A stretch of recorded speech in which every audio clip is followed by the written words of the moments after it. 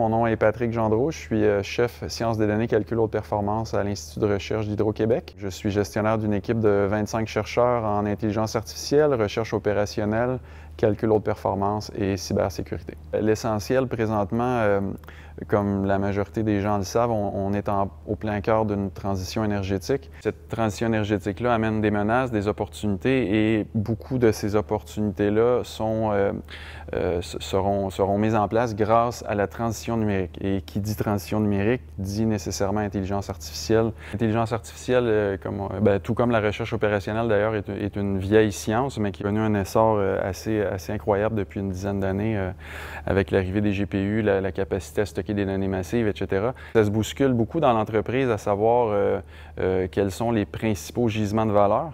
Et ça, c'est un travail qu'on a fait depuis déjà 4-5 ans au moins. Les principaux gisements de valeur sur lesquels on vise de travailler, par exemple, il y a au niveau des modèles prédictifs, la perception visuelle aussi, évidemment, pour détecter des défauts.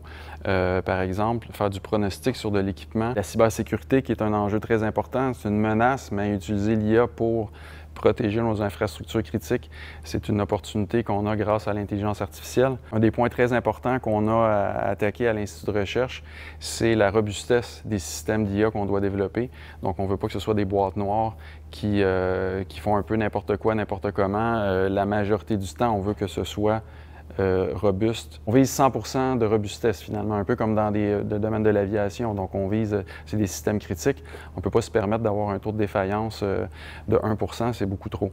Donc forcément, c'est un de nos défis au centre de recherche, donc de s'attaquer à l'explicabilité, à la robustesse des systèmes. Au centre de recherche d'Hydro-Québec, on est environ 400 justionnaires, gestionnaires, techniciens. Si j'avais à décrire un peu notre vision à l'Institut de recherche. En fait, je pourrais expliquer justement notre vision technologique d'entreprise, notre VTE 2035, donc la vision qu'on se donne jusqu'en 2035. Cette vision technologique-là est sous 3 grandes orientations. Le client qui devient de plus en plus non seulement un consommateur, mais un prosommateur, donc qui va contribuer de par la production d'électricité éventuellement ou de par une gestion plus intelligente de son électricité pour contribuer à la gestion optimale du parc électrique. Ensuite, la deuxième orientation, c'est au niveau des actifs. Donc, nos actifs qui sont vieillissants, mais qui sont aussi qu'on va devoir de plus en plus monitorer pour qu'ils soient performants et qu'ils s'adaptent à la nouvelle transition énergétique. On va devoir aussi les monitorer pour s'assurer qu'ils soient fiables, de plus en plus fiables. La troisième orientation, c'est peut-être la plus englobante, c'est le système énergétique du futur et ça inclut donc tous nos systèmes numériques. Donc, effectivement, ça va être d'intégrer tout ça, donc nos actifs, les clients, les nouvelles technologies et gérer tout ça de façon la plus optimale, la plus fiable possible. Si je pouvais décrire un peu la situation, un des enjeux qu'on a en intelligence artificielle dans l'entreprise, c'est aussi simple que on a des grands gisements de valeur, on sait qu'on a de l'intérêt à travailler sur l'intelligence artificielle. Par contre, il y a le hype qui est tellement fort actuellement dans l'entreprise que tout le monde veut en faire. On a les deux extrêmes parfois. On a des gens qui sont intéressés de faire de l'intelligence artificielle alors qu'ils n'ont pas nécessairement un objectif à atteindre, puis probablement que ce n'est pas nécessairement l'outil nécessaire.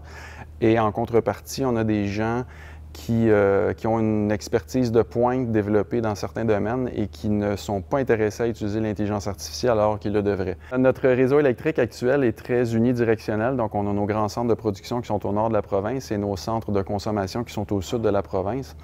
Avec la transition énergétique, on va avoir un réseau qui va être beaucoup plus multidirectionnel. Donc, on va avoir les clients qui vont avoir des capacités de couper leur consommation à des moments critiques, de produire de l'électricité éventuellement. Donc, on pense particulièrement à ILO, qui est une filiale d'Hydro-Québec qui va mettre en place tout ce système-là, qui a déjà commencé à mettre en place tout ça.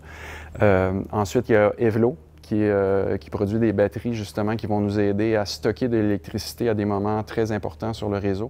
Et tout ça mis ensemble, bien, ça rajoute des belles opportunités de gérer nos électrons de la façon la plus optimale possible sur le réseau. Bien évidemment, ça ne se fera pas tout seul, ça va prendre beaucoup d'intelligence, ça va falloir tirer profit de notre capital numérique. Et pour ce faire, bien, on va avoir de la recherche opérationnelle, de l'intelligence artificielle qu'il va falloir utiliser.